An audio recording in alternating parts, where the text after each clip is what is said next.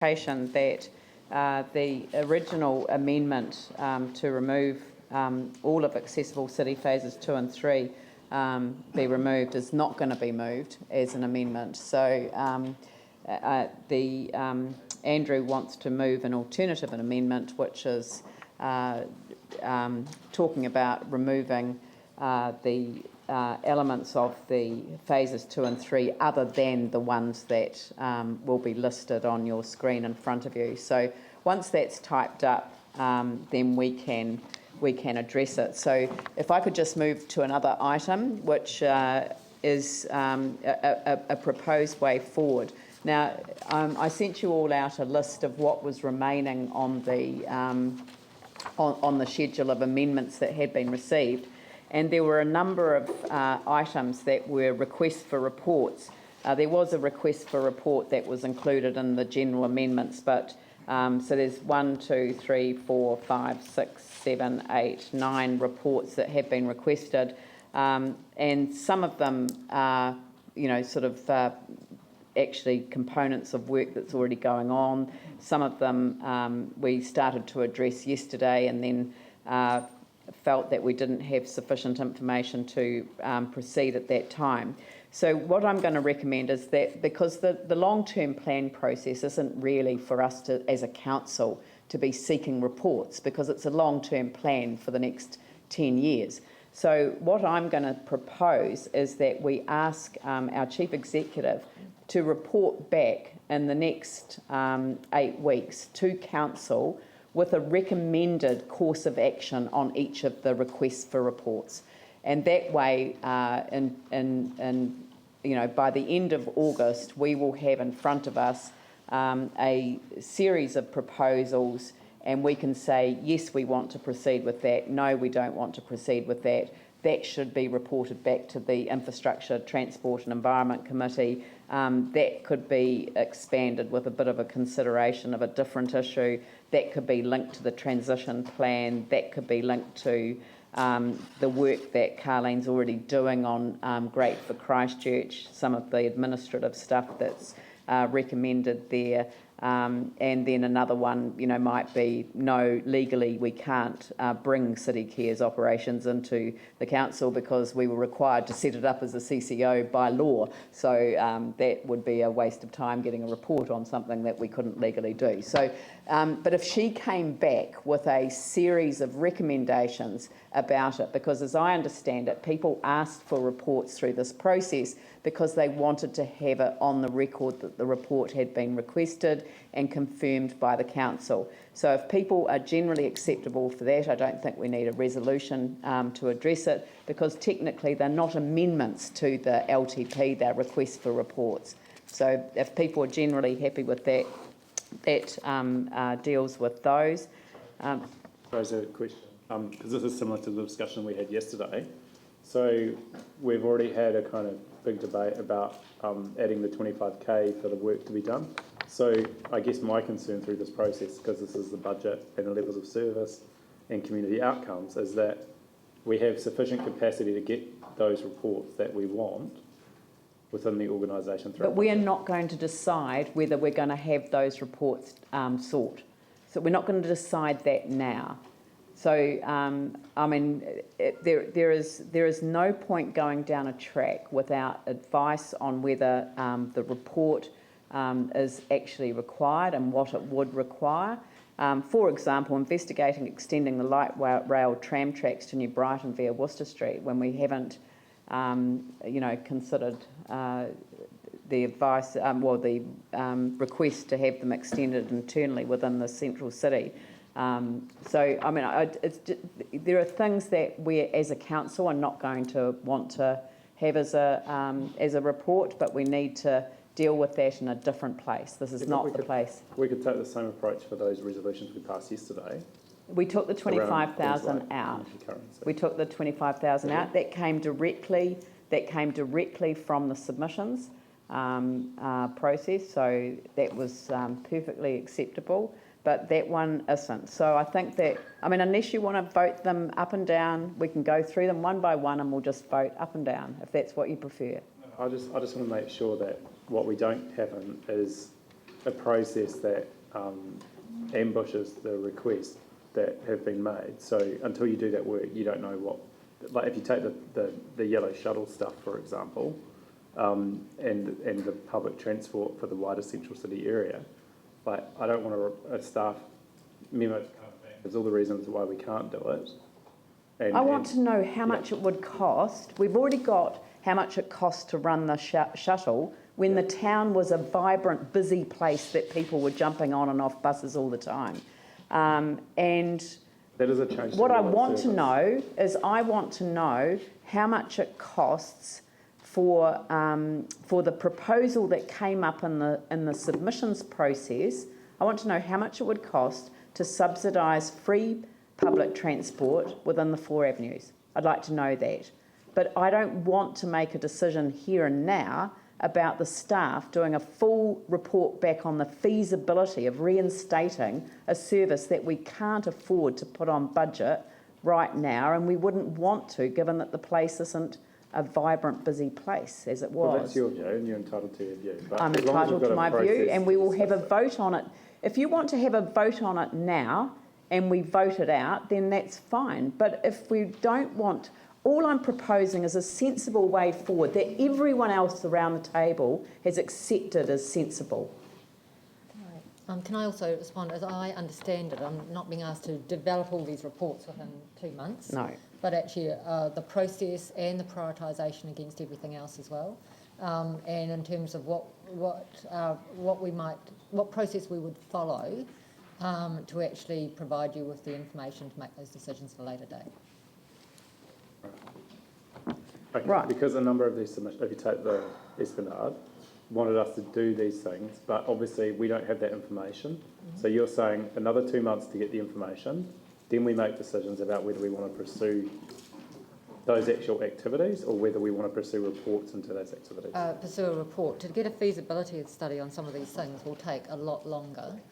So there is a question, a broad question that the Mayor's asking around, is this, what sort of cost would it require? What sort of process would you need to go through? What would it entail? And how do we prioritise this work, these reports, against some of the other things that you've asked for as well? So on that particular issue, it may be that regular updating to the ITE might be the appropriate response to that. Yeah. I guess there's some big ones and there's some smaller ones. I guess the smaller ones. And unfortunately, that assessment wasn't done before.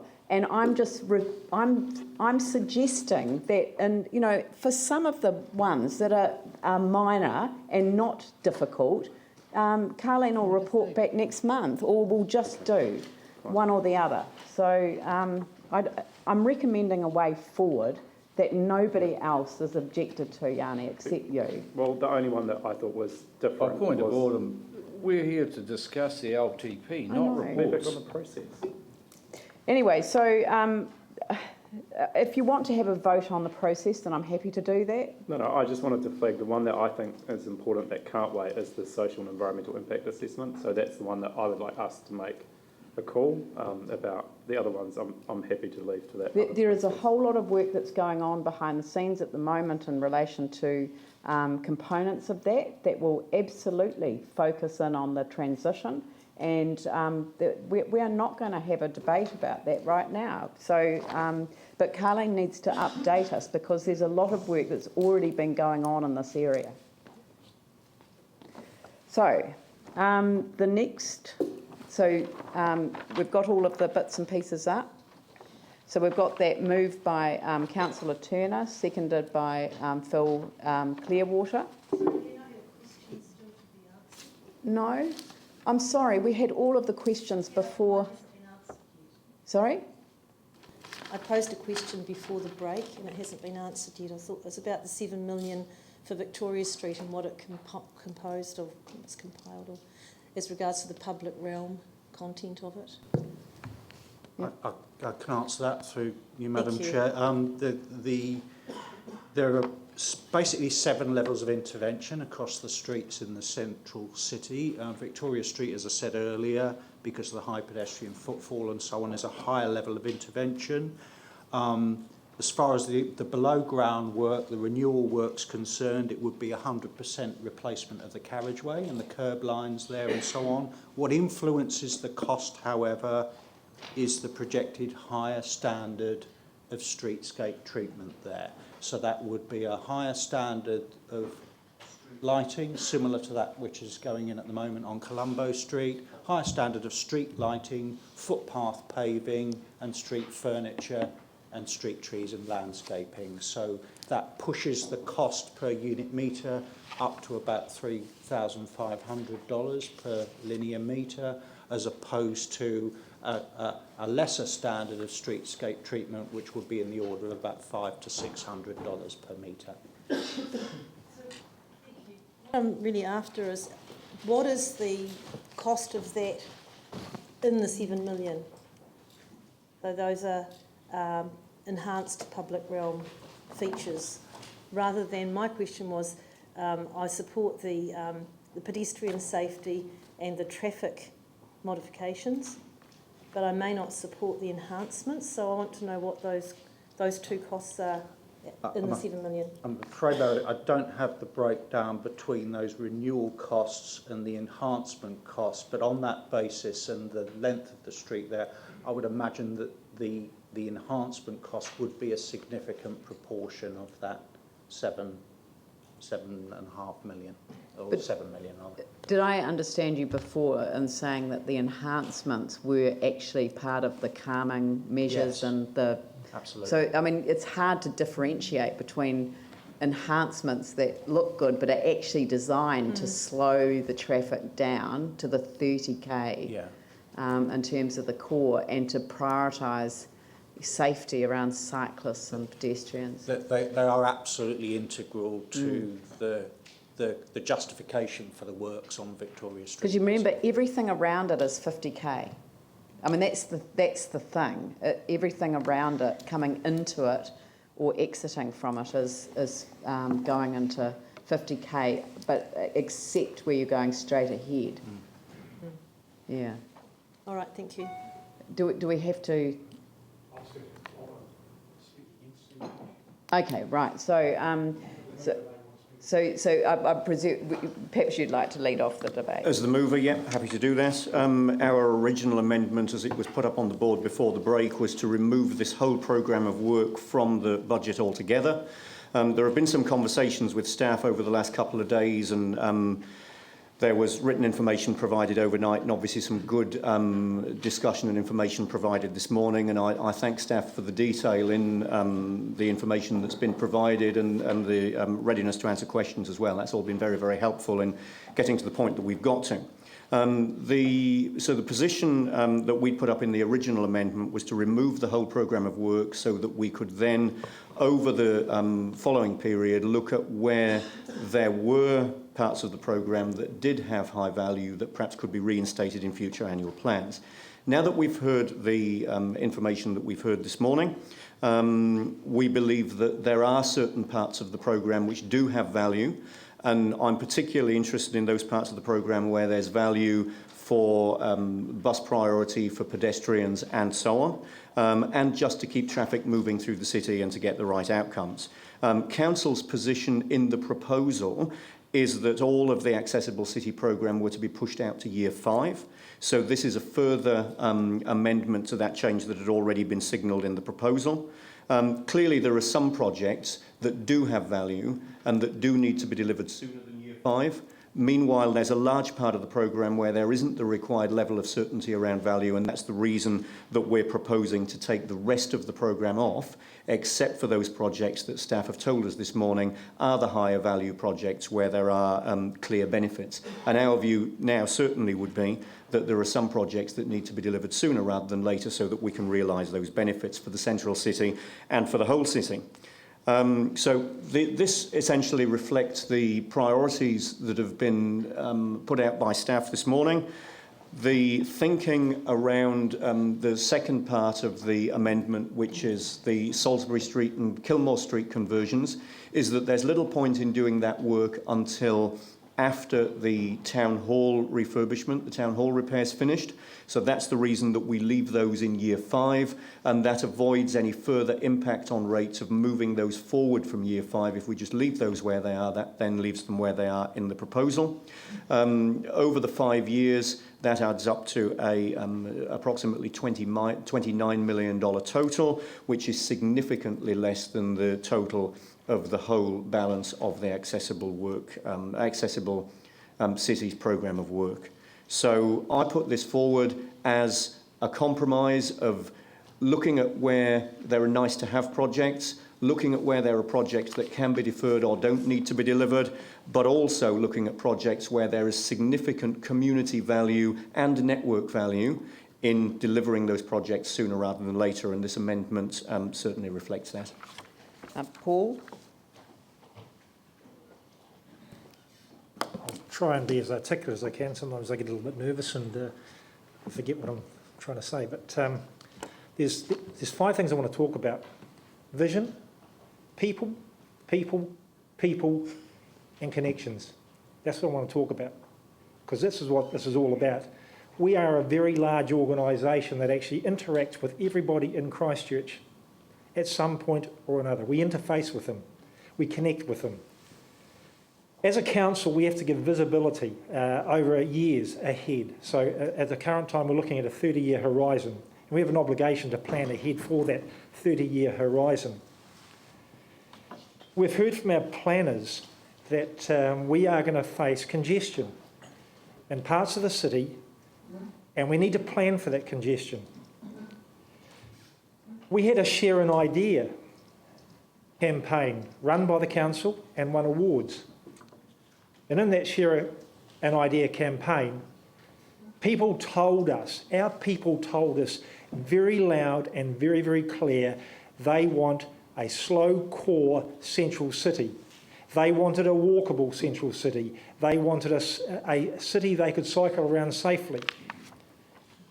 Our planners do all the nuts and bolts of the planning. But us as governance, we have a job to give some vision to those nuts and bolts. Because quite honestly, nuts and bolts are just nuts and bolts. With a bit of vision and imagination, those bolts can become spacecrafts. They can become submarines. So we've got to put some vision into what we're doing here. And I think it's incredibly short-sighted to remove this program out of the long-term plan. It's what our people told us they wanted. It actually will help connect all the aspects. We've heard that we're spending $29.5 million in the short term to give effect to the modal change, which is what our people want, to give effect to the $160 million of cycleways and the many, many millions of dollars we're spending in bus priority. Pre-earthquake, we enjoyed as a region $2.4 billion worth of tourist economic activity. The central city was a large part of what actually hubbed that spend. Now, post-earthquake, we've probably lost $1 billion of that money that comes into our region. And we've been accused as a city of being inward looking. So I know under our new chief executive, she is working very hard to change that and become an outward-looking council.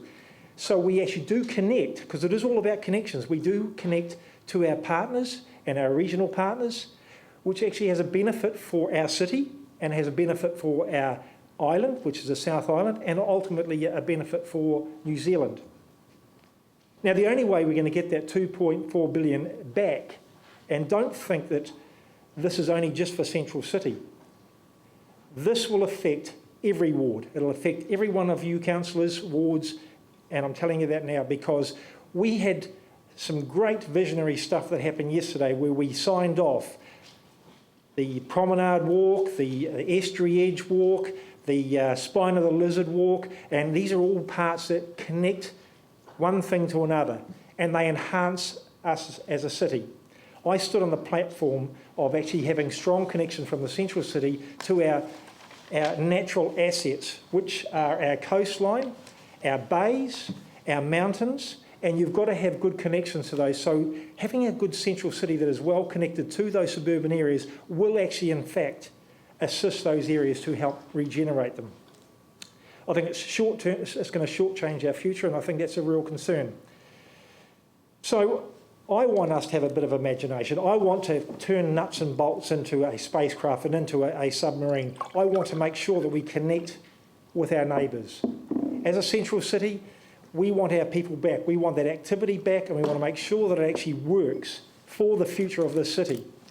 And it'll only do that if we actually spend the money to connect what we're doing outside the city. We already heard that we were concerned we were going to be putting all these cycle lanes and bus priority lanes in the central city that weren't going to connect anything outside it. We're now doing the reverse by approving this. I think this would be a real shame. So please, I implore you to really, really consider that we want to see a modal shift from people driving around in their cars into buses and bikes, but we also have to make way that if people want to choose to use their car, they can get in and access the city. We look back on, in 2007, the council made a decision to, 1999, the council made a decision to allow B4 land to be converted into commercial and retail space. From that decision, 80% of all investment happened outside the central city. Now, what did that do? I can tell you what it did. It meant that investment inside the city fell away, rentals fell away, maintenance on buildings became poor, building stock became dilapidated, and when our earthquake hit, we lost 80% of our buildings. So I want us to see that we make sure that we don't carry on down that track. A decentralised city, which is what we got at the moment, has an impact of 44 million per annum. And that's some stuff that was done by our own council in 2007. They knew a decentralising city has a massive impact in the long term. So we're going to make sure that we put back our central city in a way that we do not lose that 44 million, and it's not just out of central city, it's out of Christchurch and ultimately out of New Zealand. So we're going to make sure we put back a city that actually is functioning, connects to our neighbourhoods, and allows people to come in here and access the city and actually enjoy it. It is the place and the heart.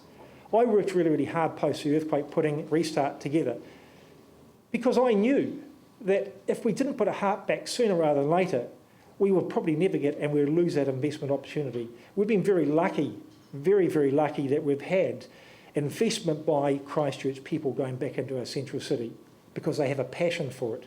And I want to support that passion, and I want them to continue to invest, and I want to create opportunities for other people to invest, and we'll only do that by doing this plan. So please, have imagination. Let's make a spacecraft. Let's launch ourselves into the future and make Christchurch one of the best cities in the world. So are you moving an amendment to this that the words remove an accessible city program of work from the LTP come out of it so that that remains on the budget at the end of the 5 years? I want to see the $29 million spent, brought forward. Yep. And I want to make sure that the rest of the program is done at some point. Yeah, so you want to leave the program on, but you want to support this work being done? Absolutely. Right, okay. So that's that. So we'll accept that as an amendment to it, so that the words remove an accessible. Sorry.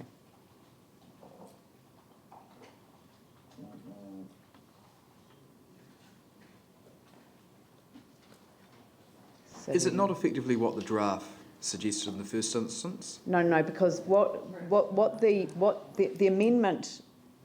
I mean, there is a different divergence of view that you take the whole program off and just put these ones forward, bring these ones forward, although it doesn't actually say that, but it. Suggested a different amendment because there is currently 75 million from years 5 to 10.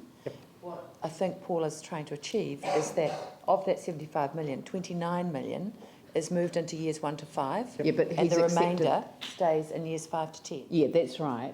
So, okay, but maybe if you amend it so that the, I'm trying to amend the resolution which doesn't make it clear that it is bringing forward, with the exception of the projects and their associated budgets which come forward into years 1, 2 and 3. Is that right?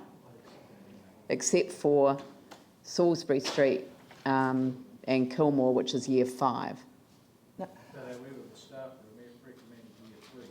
Year 3? Yeah. 1, 2 and 3? Yes.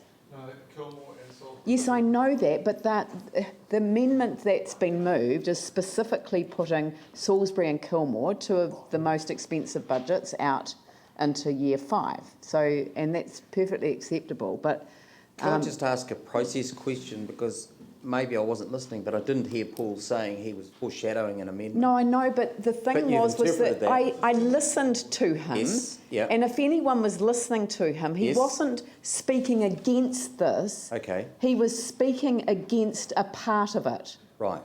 And so I was trying to be helpful in articulating Recognise that that. as an amendment so that we could vote on that issue, because I have to say I've got some sympathy with that point of view.